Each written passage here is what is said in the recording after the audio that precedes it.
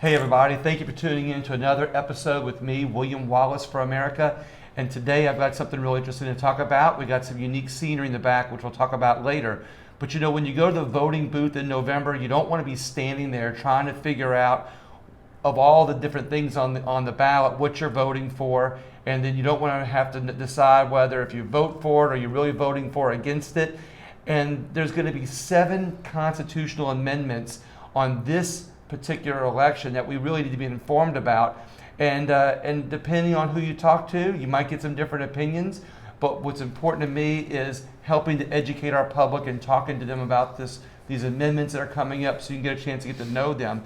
And today I'm with Louisiana State Treasurer John Schroder, who's going to tell us about one of them now that I think is really important for everybody to get to know. John, thank you so much for coming on the show today. I really appreciate it.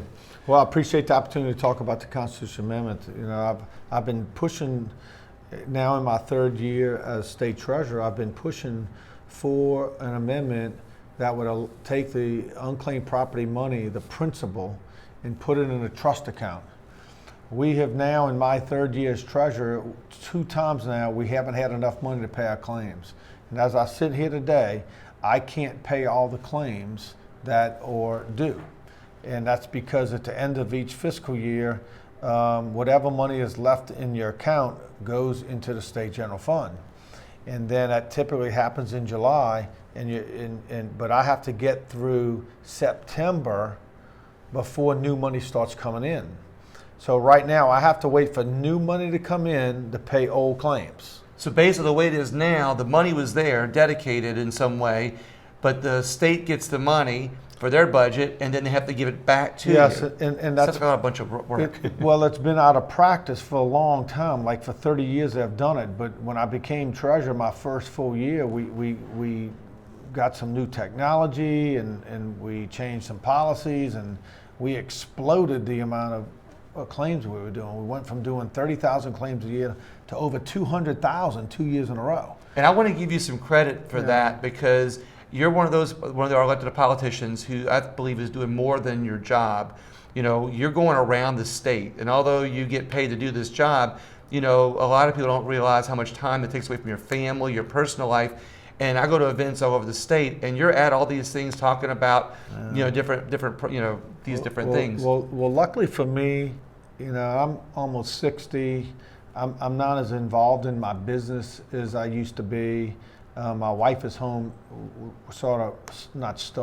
she's the general. I'm just like the captain. She's the general.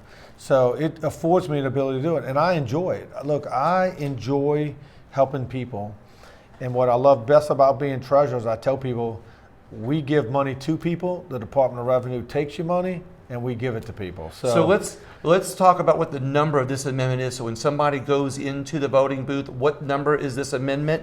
This is number 7. I had to forget. I've been on the road for 2 days. So it's amendment number 7, and basically it's very simple. It's great policy in my opinion. It's only taken us 3 years to get it passed, but it takes the unclaimed property principal, puts it in a trust fund.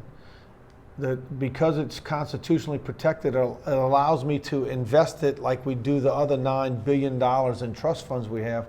So you make a higher interest rate, and then it will maintain the principal so we can operate the fund, and we won't be short of money anymore, because there's no way for me to go get money. Right. I can't go get it from the general fund. I have to wait till I get more money in.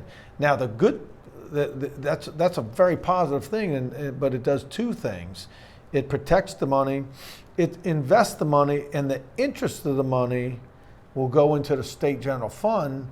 So it raises money 20 years from now. It could be kicking off, depending on what the market is, anywhere between 20 on the low side, 35 million on the high side. And guess what?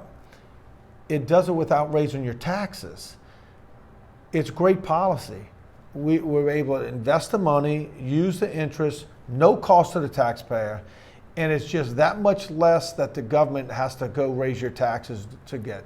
It's not very typical for government to have income without taking it out of your pocket. So this is money that belongs to people. Mm-hmm. And you're taking that money and having it constitutionally protected for the people, Right. and using that interest that draws off of it to give back to the government in a way so that's less tax dollars that the government has to ask from people. And the people don't get the interest on the money anyway.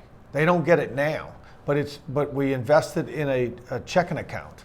You know, where right now I'm getting 0.00000001 to where, you know, in the market I think our CDs are somewhere in the 1+ range. So people don't get the interest off the cash now. So the law doesn't say that we can't invest it and use the interest. Right now they've taken whatever principal is left. So what I'm telling the legislature is let's have some foresight. Let's have a little vision. It's rare that government that saves anything. Government doesn't know how to save. Right. What I'm saying is if we save this money, 20 years from now, you can have a pretty large pot of money kicking off interest, putting it in the general fund without raising your taxes. That to me is like a no-brainer. It is. And that's what this constitutional amendment does. Well, I saw you in the legislature in the different committee meetings talking about it and telling people about it. Is there anybody else involved in it? How did this become an amendment? How did it get to where it is today to be voted for as a constitutional amendment? Can you give me kind of that background on it? Sure. Or who sponsored it? So we filed this 3 years ago, and different legislators along the way. Some are gone already. Former Speaker Taylor Barras started it out with Neil Abramson 3 years ago, and we've gone through a series of legislators to this year in a special session. Senator Mike Fessy, a freshman senator, decided to carry the baton, and he got it through.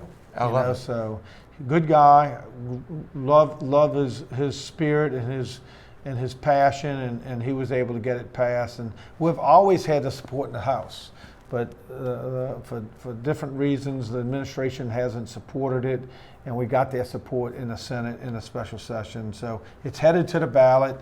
It's amendment. A chance for the people to vote for it. Yeah, it's amendment number 7, and it's great policy. There's no reason not to vote for it. It's a way to protect people's dedicated funds, as you said. I tell people it's the most non-political amendment you'll ever see.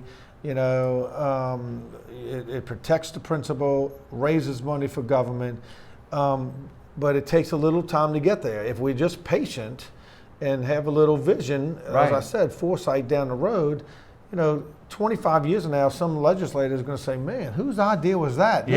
Look how much money this is kicking off for the state of Louisiana. And not to mention all the red tape that you're saving on this too. So it saves people money. It saves our government money. Mm-hmm. It secures people to have a chance to be able to find the money later. And it gives the government the interest, which helps save tax dollars. Well, it's a win-win. And it was a compromise between me and the governor. And I don't mind compromising as long as it benefits the taxpayer. So I don't believe the government should have ever been spending the money.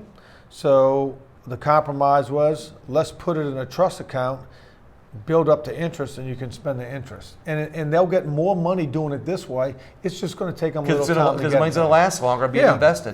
So one last longer. question about this particular video, on this video for people who are going to the voting booth. This is Constitutional Amendment number 7. So if they vote for it, they're actually voting for it on this one. Yeah, there's no trickery on this one. There's no trickery on this one. If they vote for it, yes means a yes. Yes means it's securing your money. So that's right.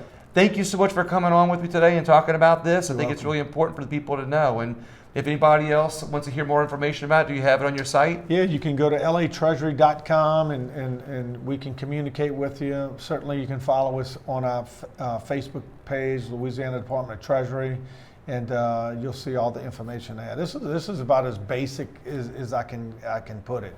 It's a good policy. It saves money, and it actually makes money that prevents the state, excuse me, from raising your taxes.